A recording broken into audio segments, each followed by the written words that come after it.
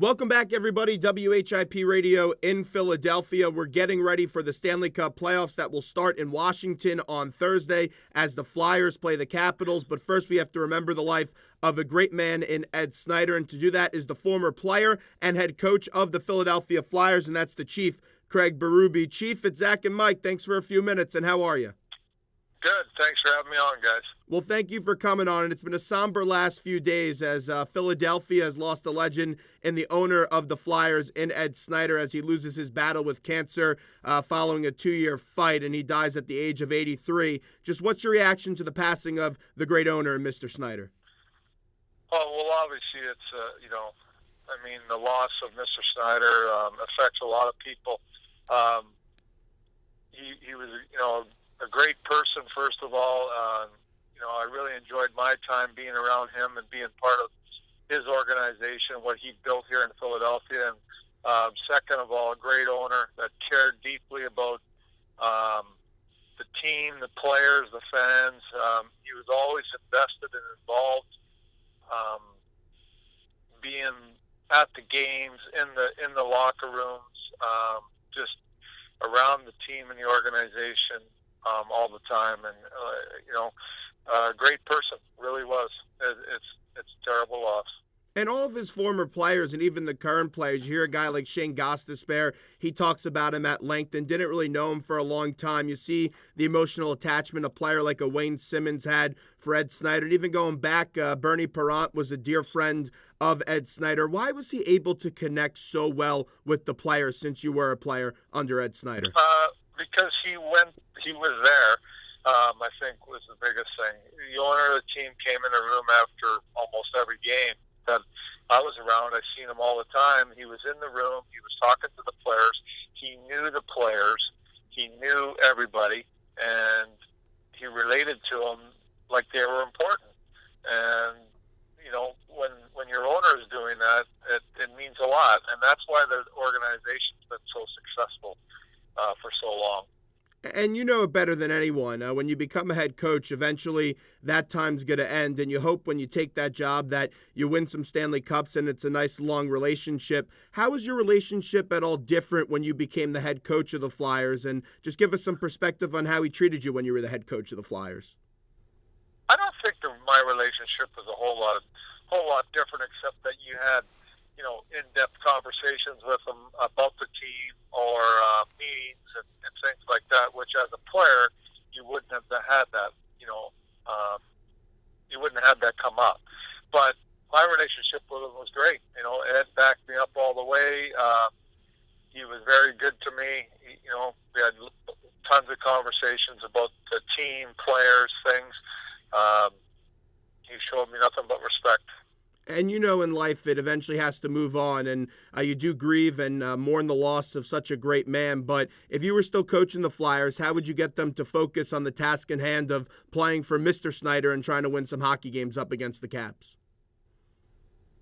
Well, I think what they're doing, the players have understood for a while now that Mr. Snider was not doing very well and was sick, and they played hard for him.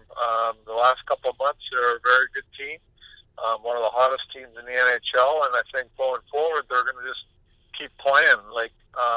It's tough to lose them, obviously, but I think the players realized that it was going to come to an end because of the situation. I think they will be focused on what they need to do with playing the Washington Capitals. We're talking to former Flyers player and coach, Craig Berube. And Craig, as we just mentioned, you've been a player here, you've been a coach here. Now we see in Philadelphia you have a different role as you're the scout of Team Canada for the World Cup. So just how has that whole process been going, and how's the team shaping up for September? Yeah, it was good. It was fun to do. It was different seeing games from up top and watching individual players perform out there. So I haven't done that before. So it was a lot of fun. I enjoyed it. The team's shaping up. I mean, they're going to obviously put the rest of the team together. I'm not sure when exactly, but I enjoyed my time doing it. And now bringing you back to your playing days, obviously you played with a physical side as you were a physical player. When the playoffs come around, that's when you see the physicality come out of not just the tougher players, but every player needs to pick up their game. Did you feel a little bit more pressure come playoff time as a player that you needed to stand up for your teammates?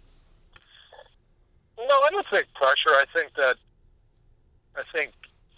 knowing the playoffs were coming around, you realized the intensity of it, and how physical it was going to be out there.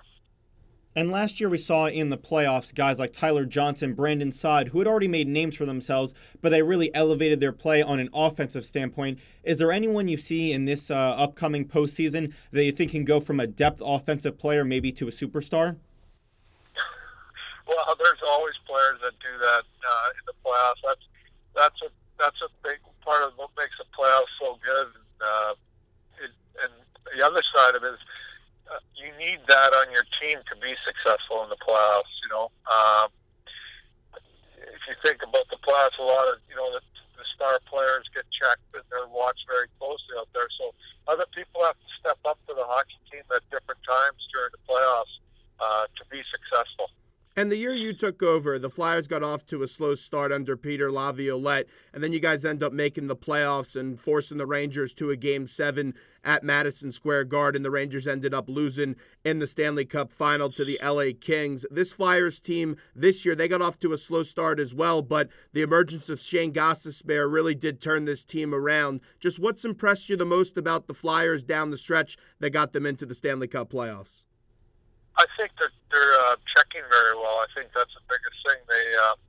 They've become a good defensive team. You got to play good defense in this league to be successful. They've gotten solid goaltending from both goalies, which is huge. And again, I think that their defensive play has carried them. Everyone talks about the play of Steve Mason because he had to play a lot of games down the stretch. Shane Gostisbehere and what he brought to this team. Also, Claude Giroux was on fire in the last few games. But really, the player that's been consistent from the start to the end has been Wayne Simmonds. You've been in the same locker room for Wayne Simmonds for a bunch of years. Can you just measure the value Wayne Simmonds has to the Flyers organization? Yeah, he's pretty consistent player every year. I think he gets 25 to 30 goals almost every season and plays a hard role, plays a hard game around the net. He's obviously very huge. He's a leader on the team, and he shows up every game and he plays a physical style. His intensity level's high, and he does a great job around the net, putting the puck in the net on the power play or 5-on-5. And you know how important goaltending is come playoff time, and down the stretch we saw Steve Mason make start after start after start and pick up a lot of wins to help the Flyers get into the postseason. What have you thought about Mason's play, and how important is it that Neuwirth is back and healthy? Yeah, Mason played really well down the stretch with Neuwirth going down with an injury, so he had to pick up that slack for sure, but he did a good job. But he stayed focused, I thought. He was very solid night in and night out. Yeah, it's very important that Neuwirth is back healthy, ready to go. I'm not sure what they're going to do in that, but it's nice to have two goalies ready.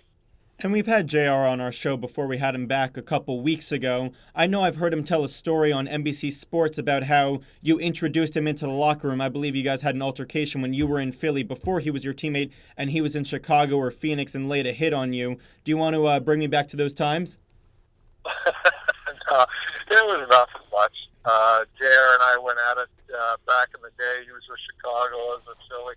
And so when he came back here, I just was messing around with him, just trying to put a little fear into him. I'm not sure I did, though.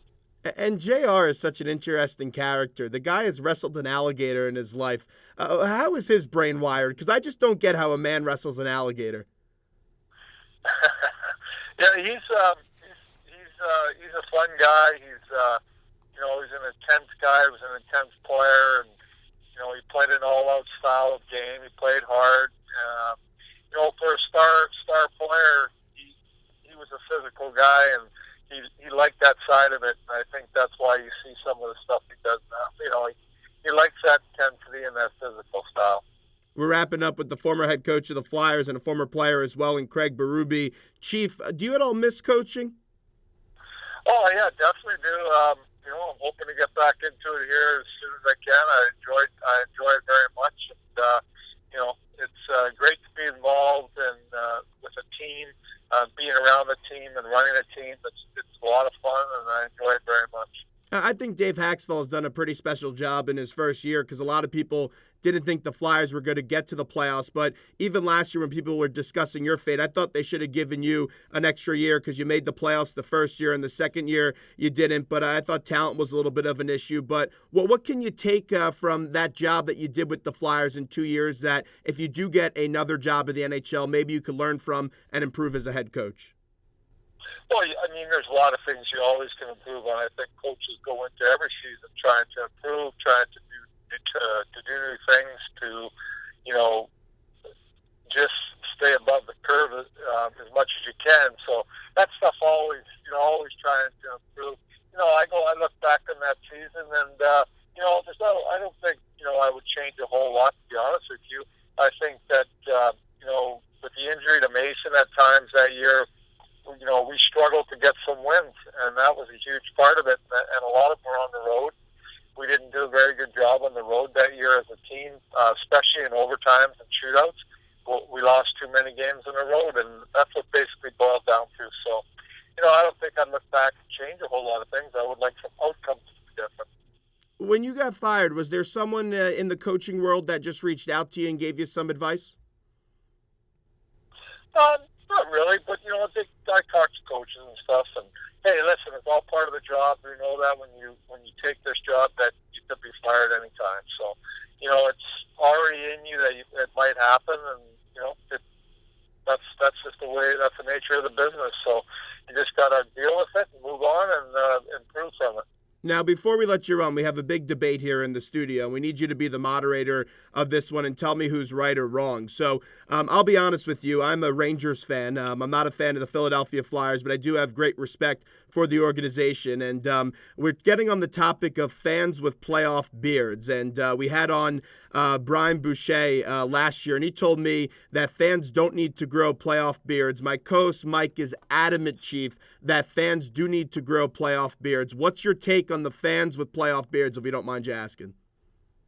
Well, I don't care either way. If the fan wants to grow a beard for playoffs, then he can grow a beard. It doesn't matter to me either way. Well, Chief, does that answer your question or not? Yeah. Hey, it works because I guess you kind of decide with me that it doesn't really matter. But, Chief, we appreciate the time. Thanks so much. All right. Thanks, guys. Take care. Bye.